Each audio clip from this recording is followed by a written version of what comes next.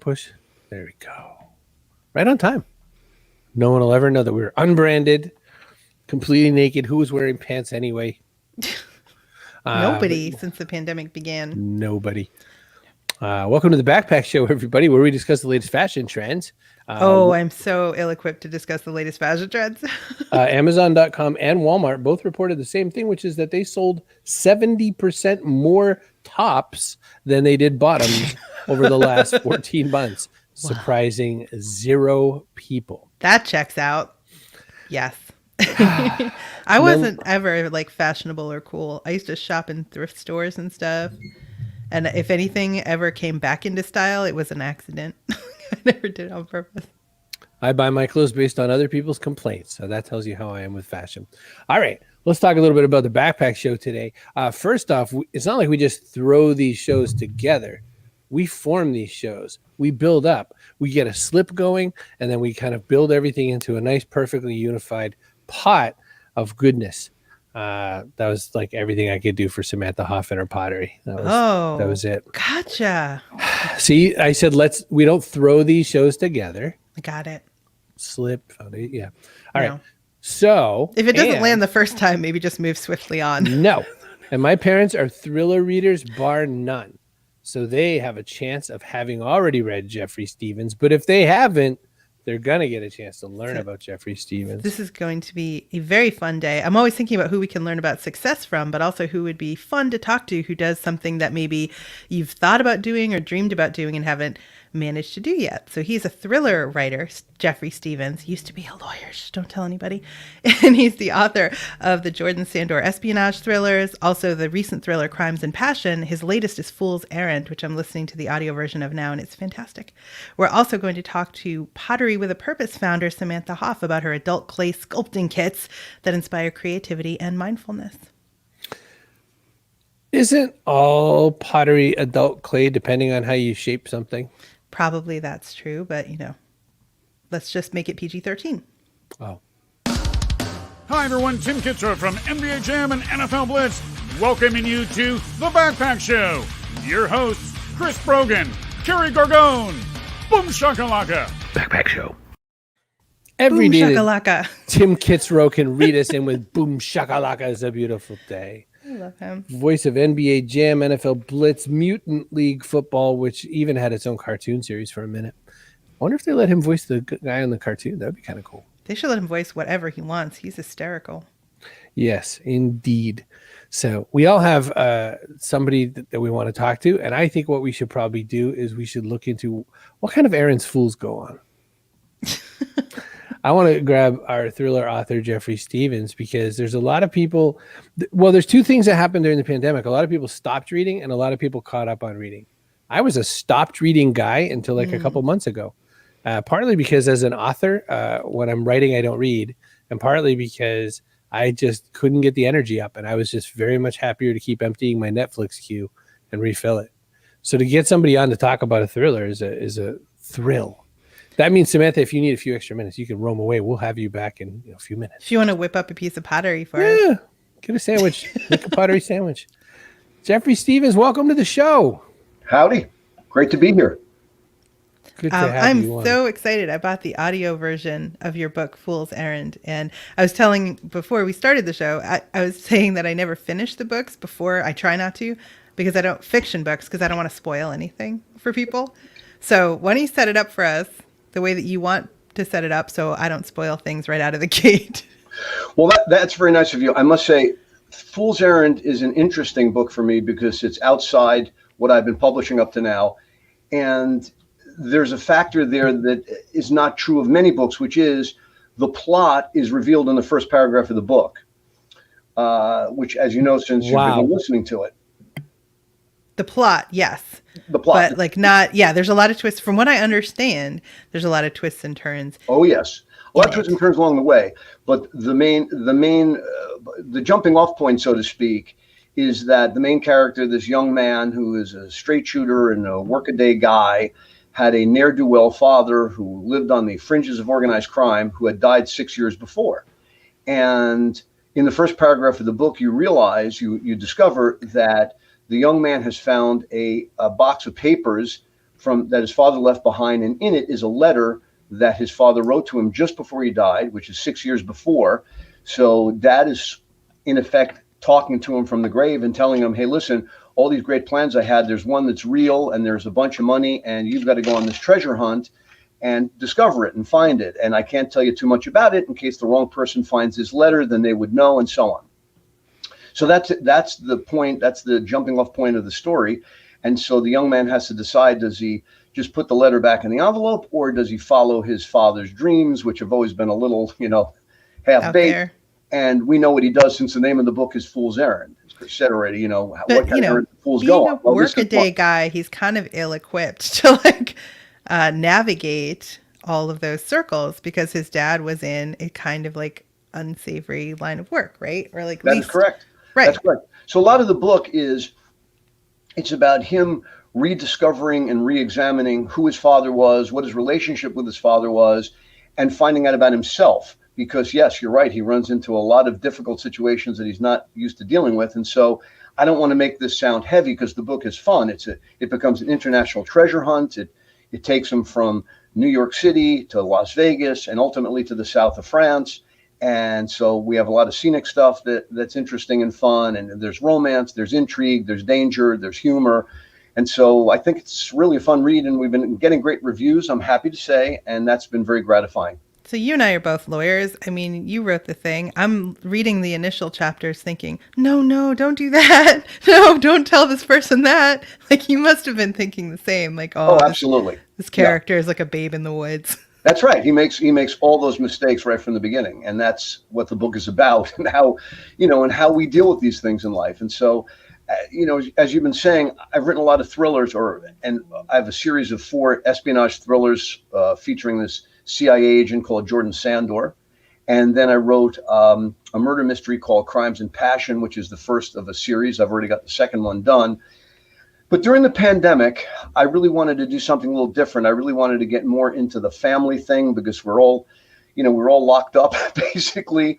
And in some instances we were stuck with family. In other instances, we couldn't get to see family, couldn't see our parents, couldn't see our grandparents, whatever.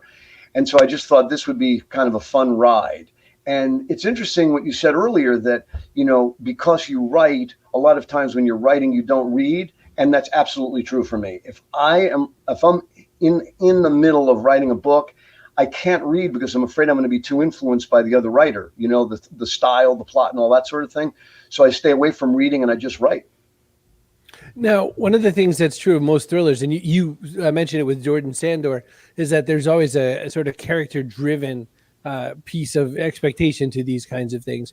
And I knew that you had your espionage one, because it dawned on me that I think I read Rogue Mission. As I was looking through some of your other books, I was like, I'm pretty sure I picked that up one day in mass market form at a Barnes. I judge books by their cover, Jeffrey, don't hate. And that's the kind of book I wanted. I just wanted kind of a guns across countries, let's do some things. And that's what I got. So you're did you like it? Of course. I'll let you get away with that. That's the fourth in the Sandor series, and I think it's a fun ride. I mean, but to answer the question you're thinking is, how did you not go through number one? I was like, it was the book that was there, and I said, you know what? Let's try. Let's see what happens. And I had a good time. I'm sure I missed so much nuance, because one part of doing character driven is that you have to make sure the character does the things that they're, the sort of their classic thing. But I didn't know any of them. I was just into it. Well, that's so true. And by the way, you could read the Sandor books, by the way, can be read in any order. It really doesn't matter. And so you read the most recent one, which is fine. But, you're right about that, about character. That's so important, as a writer, that the key is you cannot have a character do something that they would not do. I know that may sound silly, but these become real people to the writer. And so if you've got a character who's absolutely the most honest person in the world, and suddenly they do something dishonest, there's got to be a reason, and there's got to be some justification for it. Can I give you a great example of that, by the way? Go. My favorite movie is Casablanca. I just love it. It's everything. It's romance. It's political. It's a thriller. It's a musical. I mean, there are 11 musical numbers in Casablanca. People don't realize that. And I've taken courses in it, and it's just a fascinating movie, because it was never intended to be an A movie. It was basically a B movie. I mean, George Raft was supposed to star in it, and so on and so on. So anyway, we all know those stories. So in this course, they said there's one scene, if you know the movie well, and for those of you who are listening and watching, I hope you know the movie. There's one scene where they go to see Sydney Greenstreet.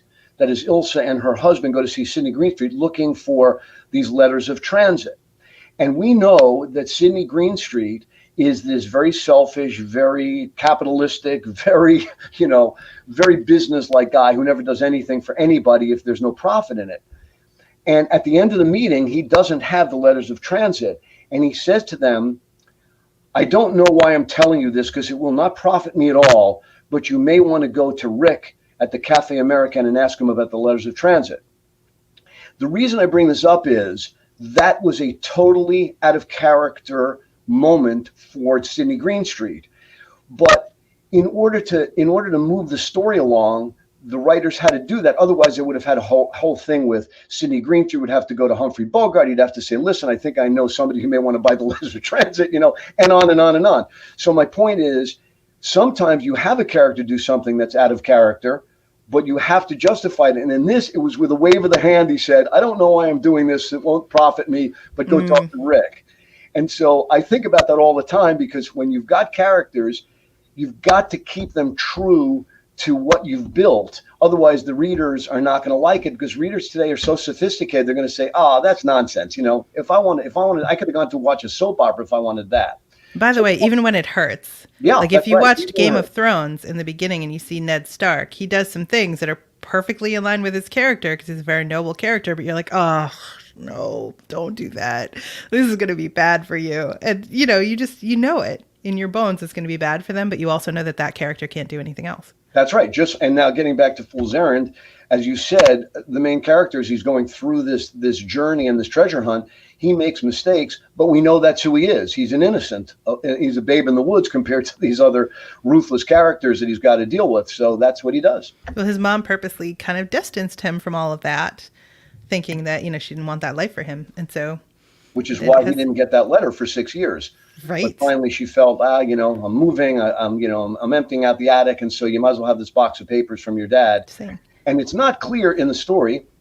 Sorry, people, spoiler alert if you're reading the book, but it's not clear in the story whether she actually knew that letter existed. She just knew it was papers from his dad. And I wanted it that way. I wanted it to be unclear. Did she know there was this letter? Would she maybe have ripped it up if she knew? But anyway, so we wanted it to be fun. So Deanna had a question. Do you start a book in linear fashion from start to finish, or do you write parts and then put them together? Great question. I'll tell you how I work. And this isn't true of anyone. I think of a novel as a journey. So I think the most important part of your journey is what? It's the destination. If you don't have a great ending, people are going to be disappointed in the book. So believe it or not, I don't write the book backwards, but I have to know where I'm going to wind up. So I'm sorry, I use Casablanca as an example again, where, Rick lets Ilsa go because there's a bigger thing than their romance. There's this cause, the World War and all the rest of it. It is such a great ending, but you have to know that from the start. So if the three of us were going to go on a journey, let's say we're going to go cross country to LA, we would know that we're going to LA. We would also agree that we're going to make different stops along the way, but first you need to know where you're going to wind up. So the way I do it is I figure out where I want to go with the book, so that the reader is satisfied at the end. Then I go back to the beginning and figure out how to kick it off. And then I have fun sort of outlining, the stops along the way. And that's really the fun stuff where, you change your mind as you go, because I have an outline, but sometimes it changes. Like there are things about Fool's Errand that happened, which I won't destroy people's fun in reading it, but I didn't know I was going in those directions. And I said, wow, wouldn't this be interesting? And so that's what I did. There are a couple different ways to work on a book like this, and one is just pure entertainment. Like I just want people to read the book. I want them to have a great ride. I want them to leave the ride feeling happy, for the amount of time they had, or at least satisfied. You don't have to be happy with how everything goes for everybody, but you want to be satisfied. Do you layer in your politics? Do you layer in some kind of secret message for the future of man? Like what has to also go into a book to make it a Jeffrey Stevens, catharsis Or is it just if these people ate popcorn while they read my book, I'm happy? Oh, no. No, it depends on the book. So in the Jordan Sandor series, it's somewhat political because it takes a certain position about where we are in our country, where we are in the world, the dangers we're facing, who the real heroes are. One review that I got back when for the Sandor series, it's my favorite, which is said that he's an American hero that's easy to root for. And that's what I was looking for, because I think we need heroes now. I think we're a divided country. People are unhappy. There are issues. The pandemic was a bummer for everybody, obviously. But it didn't bring us together the way, say, 9/11 did. I know 9/11 was not a natural disaster. It wasn't a disease, but certainly the country pulled together really well. And we do that in a time of crisis. And I expected more of us as a people during the pandemic. So in my Sandor books, which were pre-pandemic, by the way, just to be clear, I try to have that kind of a message. In Fool's Errand, it's more of a family saga in its way.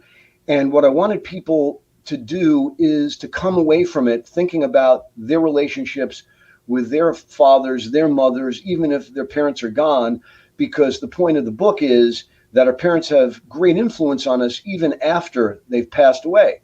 And I know my dad died young. I mean, no secret. That's, what happens in the book. And that was what happened in my life.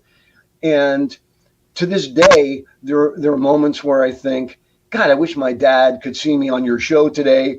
I wish he could, just call up and we could talk about something. In fact, the way I came up with the book was, I don't know if you guys ever had these conversations sitting around after a few drinks and you say, if you could spend one day with somebody who's gone in the whole history of the world, who would it be? And some people say, I'd love to meet Jesus Christ. I'd love to meet, Isaac Newton. I'd love to spend a day with Winston Churchill. But a large part of us say, God, I wish I could have one more day with my mother or my father. There are things I'd want to ask. There are things I'd want to say and all that. And I got kind of like misty about that, having that conversation. And I thought, well, what if, and then I came up with this idea about the letter. What if you find this letter from your parent 6 years after they're gone, and it's an impactful letter. It's not just like, hey, I love you and I'll miss you when I'm gone. This is a letter that sets them on an international journey. And I thought, well, that's really cool if you get that letter, but I didn't have the idea about the international journey yet. So I said, okay, that's a great hook. Guy gets a letter, dad's dead 6 years. Now what? and it's intentionally cryptic in case somebody not the son can find the letter. Map in this. Yeah. Yeah. So that was kind of interesting, but that's what drove me to it. So in that book, it's not so much about a large world view. It was really a closer to home view that really, if you're lucky enough out there that your parents are still around, whatever your relationship is with them, give them a hug. Because they did the best they could. I know maybe it didn't always seem that way. The main character in this book is the deceased father, Blackie, and he was not exactly father knows best. I mean, this guy was not the father of the year by any stretch. He was complex. He was complex, and he did the best he could to create the son that he wanted to create. And, listen, kids don't come with instruction manuals. Dr. Some are more difficult than others. Yeah, right. Exactly. But, you have to understand that your folks did what they could do under their circumstances. They were rich. They were poor. I mean, I grew up poor. I mean, my parents did what they could for me. I worked my way through college and law school and so forth and all of that. But they're still your parents. And you should really look at that relationship and cherish it because it is absolutely unique. You could have any number of brothers and sisters. You could have God knows how many friends, how many acquaintances. You could have different jobs, different mates. Unfortunately, some of us wind up with more than one spouse. I've been lucky that I haven't gone through that. I'm married a long time. But we only get one mother and one father. That's it. And so that's something that I wanted to get across. Well, the book is Fool's Errand. Jeffrey Stevens, I'm so glad you're there. My dad has one comment before we dump you backstage, which is, Jeffrey, hopefully you'll keep the movie rights. And then you can make sure that the lead characters are portrayed to your satisfaction. My dad just pointed out what you and I talked about backstage. I'm still upset about the 6'5" Jack Reacher choice. Yes, I like that. Listen, tell your dad, I like Tom Cruise, but, 5'7" is not Jack Reacher. I'm sorry. I like Cruise. Don't get me wrong, but Not the right choice. Lee Child has a cameo in that movie because of exactly that thing, and he's looking at Tom's fake ID, and it says here you're 6'5". That's read by Lee Child. That's right. He's like a TSA guy or something, right? In the uniform. Something like that. Yeah. That's right. All right. Backstage with you. Thank you. Stick around. Don't go anywhere. We have I'm more not going anywhere. Boop. See? Always mid-sentence. You're so Sam mean. Hoff. You try to make it cute. You know, booping somebody mid-sentence doesn't make it more polite. But I got some ads. And my Jack Reacher better be able to dunk. Says Cody.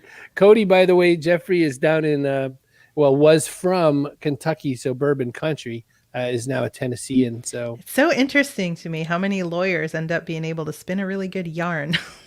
Right. Well, you have to write all the the time. Grisham. Laws of writing time, right? All right. So quick ads. Robert then we're grabbing McCaw. Samantha. Probably Now some others. Jeffrey. Some more. Got any more? It's Fossil, Chip. The shirt is Fossil. You looking at mine? It's not mine he's talking about. I'm not. No. I'm just. We're sponsored. We're sponsored by our people at StreamYard. See Brogan.me/StreamYard. I'm sorry. Did you lose your lucky charms? Shall we look for them? Nobody better touch me, shillelagh. See Brogan.me/StreamYard. You can make a show just like this a lot better, probably. For Pete's sake. No, it will not be better if they have Jeffrey Stevens on the show. It will be as good. Wait, which one was Keanu Reeves? I don't even know what that means. Okay, we're also sponsored by Castos. So if you want to have a podcast set one up really quick and easy, castos.com. You can make a podcast in about half an hour. And then what do you do the rest of your day? So there's always someone who would rather listen than watch because they're, in a situation where they can't watch easily. So castos.com makes it super easy to turn your video show into a podcast. Sure. Yeah. Okay. If you want to have a online... They're arguing about your shirt. What color is Chris's shirt? .online. This one happens to be yellow. I found out after the fact. So this is my yellow shirt. Today's a yellow shirt day. Anyway, .online. See, Brogan.me. Okay. What color is Chris's shirt? .online. You Hi, can get it for just 99 cents. Is that yellow? Yeah, it looks beige to me. Thank you. That's what I thought. I could go with the No, beige. I feel like you picked the wrong one. Now you think that it's yellow or something, and like it isn't. I don't know. I'm not wearing yellow. You are correct. That is good. But together we'd make McDonald's. So you went from yoga to pottery. That's something. You just decided you didn't want to stretch you anymore. You figured you'd just stretch clay. Yeah, my background actually is in business. I started out as a data analyst, and then I burnt out at my corporate career, and I was looking at the people that were senior to me, and I was like, this isn't the life I want for myself. And I quit, and I became a yoga teacher. And when the pandemic hit, I found that although I'm here talking with you guys today, I didn't love teaching people online. It was super weird looking at little screens, and it didn't have the same energy. So I switched gears and started to get my hands dirty with some clay, which was an old hobby for me. Yeah. So when you say old hobby, it wasn't anything that you were ever doing to make any money. You weren't, showing your pieces in galleries or anything like that? No. So one of my favorite things about pottery is that it's super accessible. And I don't consider myself an artist per se. I never went to school for it. I actually went to school for business twice. And I just really enjoy doing it. It makes it really hard to be on your phone, which I know a lot of us struggle with. I'll find myself. Isn't it really hard? You still do it? You're like, wait, hold on. I tried, and then my phone was it's literally mud you have on your hands. So you're touching the stuff, and then you have to it's whole. Yeah. So I found that it was a really good way for me to get off of my phone and stop watching Netflix. And I actually probably ran out of Netflix shows to watch. So I was like, I need to do something else. So yeah, that's kind of how I got look at your it. old hobby. Your old hobby is often what resonates in your bones. Mm-hmm. Yeah, definitely. So I had picked it up when I was younger in high school and just dabbled in it, and then did it once in a while in college. And then when I quit my job, I did it again. I always found it to be a really relaxing hobby. your hands are busy, and when you're doing something physical, it makes it hard to think about something else. If you're thinking about something else, your hand can go through the bottom of the pot, and things like that. So it's just always been helpful for me for mindfulness. Now, is your pottery, there's a couple different ways to go about making pottery. One of them is you sort of build, you hand build, you take a bunch of, material and kind of form it to what you want, or you throw pottery against a wheel. Do you do both? And is pottery with purpose one or the other, or how does that work? So I do both personally. I like throwing on the wheel, but I actually enjoy hand building better. It's less messy, so I don't like to clean. So I tend to hand build more. Yeah, so you can see some of the pictures of the pottery and me, and I actually have some with me as well that I can show. So this is one of the air dry little pots. And it's a great way to do something at home so you don't actually have to leave, because ceramic clay actually gets fired in a kiln. So this is what the ceramic clay looks like. Oops. And you can see it has little speckles in it versus the air dry clay is just plain white and shiny. So we offer both kits, and you can make everything at home with instructions that are step-by-step. It includes the clay, the paint for the air dry, and handmade tools that were made right here in the US, which is pretty cool. And I geek out over like handmade stuff and do it yourself. And you can actually see the like sand marks on the tools, which I think is pretty cool, given that so much is manufactured by machines nowadays. So that's a good point to bring up, which is that with painting, I always tell people one way to look and see if a painting is real or produced is how they manage the canvas. Like, does the paint just kind of flip off the canvas, or does it just magically stop at an incredibly tight line all the way around? And that's how you know it's been printed on there. Is that one of the secrets of deciding if something is actually a hand-built, real people might have made it kind of pottery? Yeah, so I have pottery that's, I mean, you can buy it anywhere, like at Trader Joe's or something like that, that is basically made by a machine, and it just looks so perfect, and it doesn't have the same, I don't know, like hand feel. And my pottery literally has my thumbprints on it, and so will yours if you make it, which is pretty cool because it's one of a kind.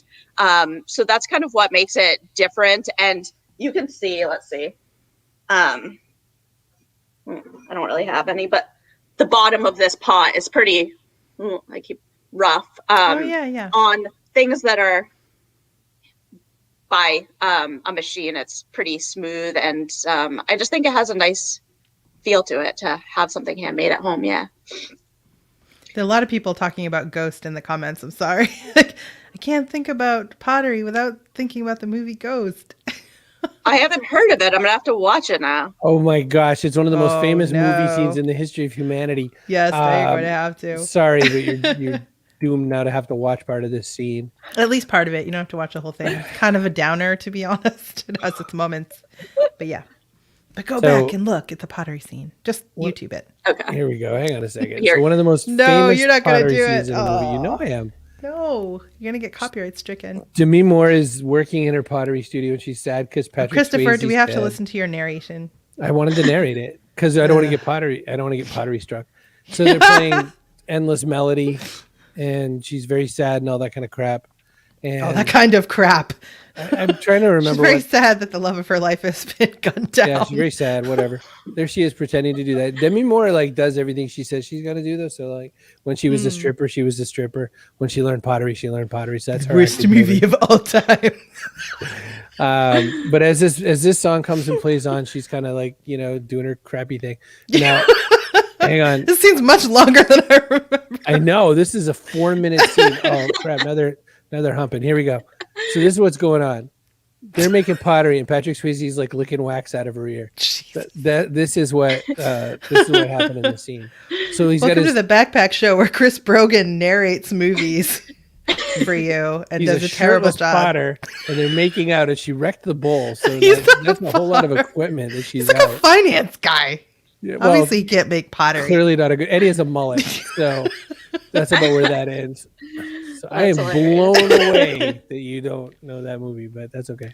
Kat says, we have handmade ceramics that we've made, and they are our treasures and hold our treasures. Hey. And Chip says that was like a really weird version of Mystery Science Theater 3000. I never thought in my life I'd have a chance to narrate those pottery scene on the backpack. He's a shirtless Potter. And Patrick Swayze has to go most of the whole movie channeling through Whoopi Goldberg. Whoopi Goldberg, yeah.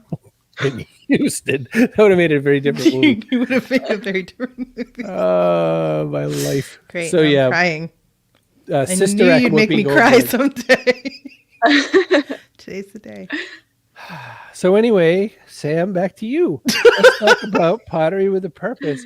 What are these kits and what do you do and how do people participate with the pottery? Because it's not about watching you do it, it turns out. Where does the purpose come in? So sure. So I've struggled with anxiety my whole life, and I thought when I left my job that I wanted to do something that was more meaningful than just making a paycheck. And part of the purpose is to extend this kind of therapeutic art to other people. Ceramics has this kind of connotation that you have to do it in a studio or someplace in particular, but you really don't need to. You can do it at home and you really don't need many tools at all. All you need is the clay. You need water and your hands.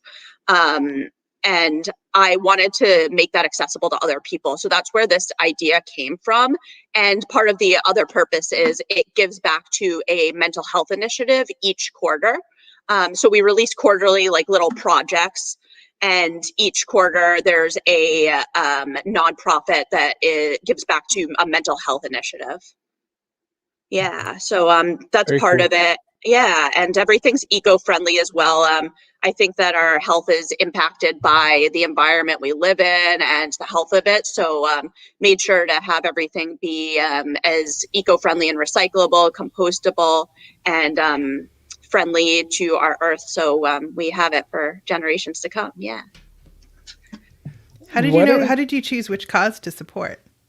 So that's been one of the biggest challenges for me. The first thing I'm going to support is something that's close to my heart and my experience, which is living with anxiety and depression. So in the future, I actually am not going to be choosing the causes directly. I really want other people to have a chance to make an impact that they might not be able to have with their own funds. So I'm going to select someone's project every quarter, and they'll be able to give suggestions for the charity that we give back to. And I'll make sure that it's vetted because I want to make sure that the funds are actually going towards the initiatives and not towards funding people's salaries and all of the marketing and stuff like that. So yeah. Do you foresee this as being something that you can manage and sustain long term, or are you even thinking like that?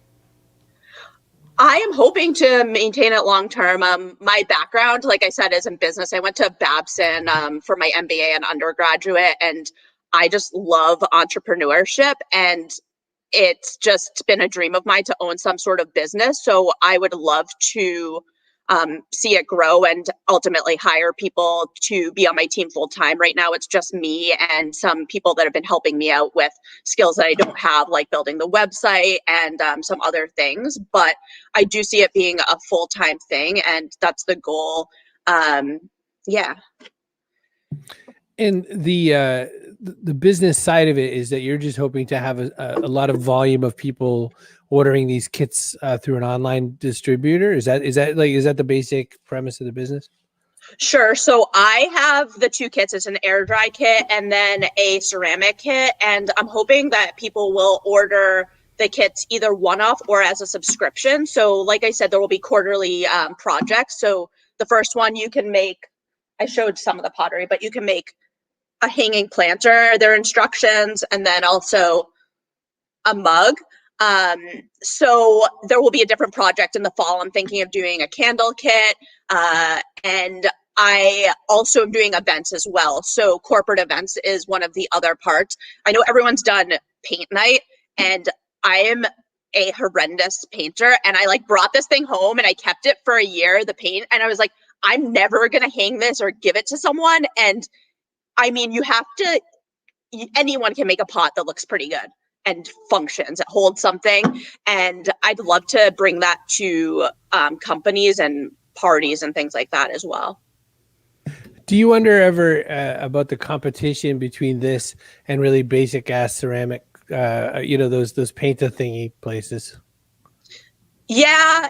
So I've thought about that and I've done both. I think that there's a market for both of them.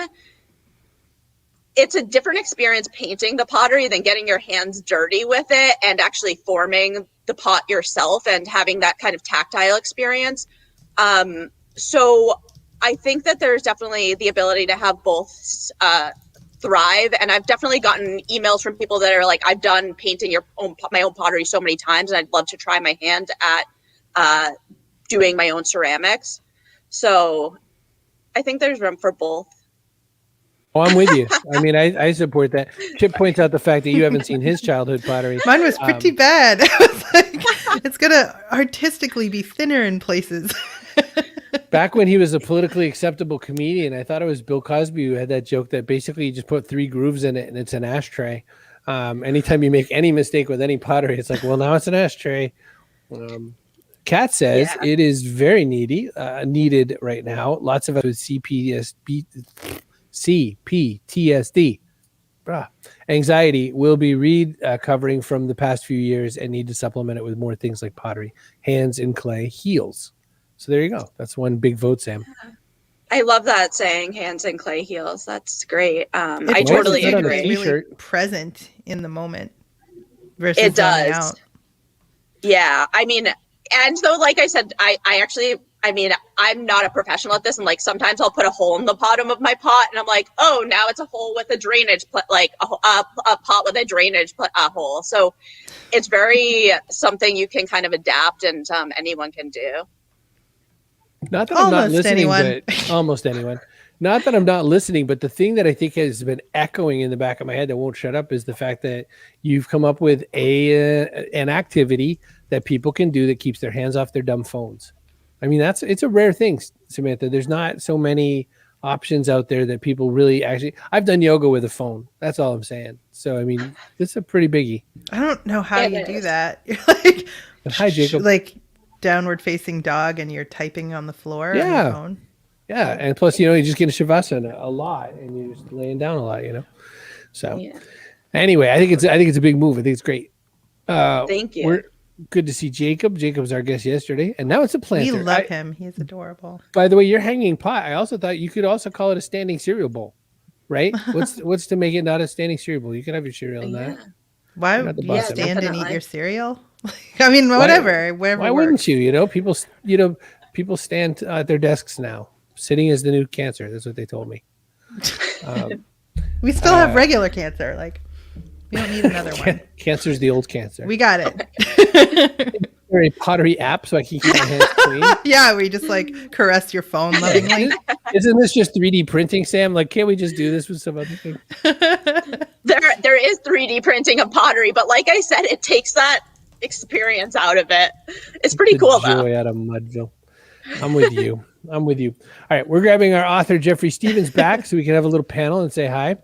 Jeffrey, have you made a few plant pots in your day? Never. But I do want to say this, that Sam mentioned this. I am also a terrible painter. And years ago, I was in Paris, and I came back and I was so inspired, as so many people are when they go to Paris. You go to the Musée d'Orsay, you go to the Louvre, and you see these amazing paintings, and you say, I got to be able to do this. I bought an easel, I bought the paints, I bought canvas, and I did one landscape, And my wife looked at this and she said, a 4-year-old could do better.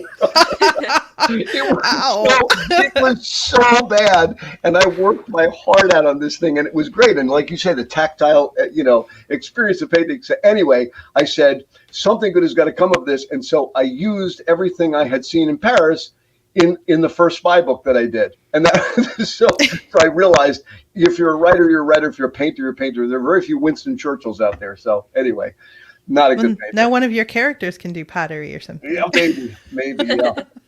You keep the gun in there. It writes itself, Jeffrey. Right. I do like the thing, Sam, when you said, when there's a hole in the bottom, now you've got to drain. That's fantastic, because so many times, we want to put those, little plastic pots into something nice that's ceramic, but it's got to be able to drain. So that's perfect. You put a little saucer underneath, you're done. Yeah. Exactly. Could whole you other do thing. Ghost with 3D printed pottery, where there's You a got a lot will? of flack for Ghost, though, huh? There's a Chris? I mean, way. I know Ghost is like the Nickelback of movies. All of a sudden, Like, Really? people just hate Really? it. Yeah, What at the least heck? this morning. I remember it What well. happened? Fine feature film. It also had, that other guy who's in every movie. What, the character villain? actor. The villain guy, yeah. Yeah, I Oh, can't think of yeah. his name, but he's good. But I have to say, it was one of Whoopi's best performances. That and Sister Act, as you mentioned. I mean, she was great in Ghost. 93rd highest grossing movie of all time. It was really gross. Carlos Bruner is the name of that Was gentleman, it? evidently. Is it? My gosh. You I go on never knew his IMDb name. real quick. How did you get that? I'm a fast typist. Sam does have a Good for you. website, Kat. She is at Good for you. potterywithapurpose.com. And you can get those kits, and she'll send you kits so you can do pottery yourself at home. And, maybe people will not have to see it if, like Jeffrey's wife, they think it's bad. You can just keep it at home. Not like in a class where people are seeing what you're doing, like in real time, because that would weird me out. Yeah, Because I the am kits are terrible at it. available next Friday. So the 30th is when we're launching. It's exciting. Yeah. Is there any special codes, landing pages?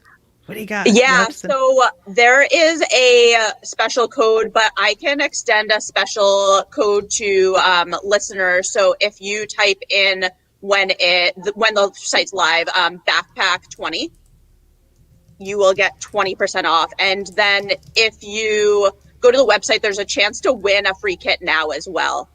So you just go and enter your website. Yeah. Guess what, Jeffrey? We're going to send you one of these for a gift after the show. Oh God, don't worry about it. I'll give it to somebody worthy of it. Trust me. It won't be me.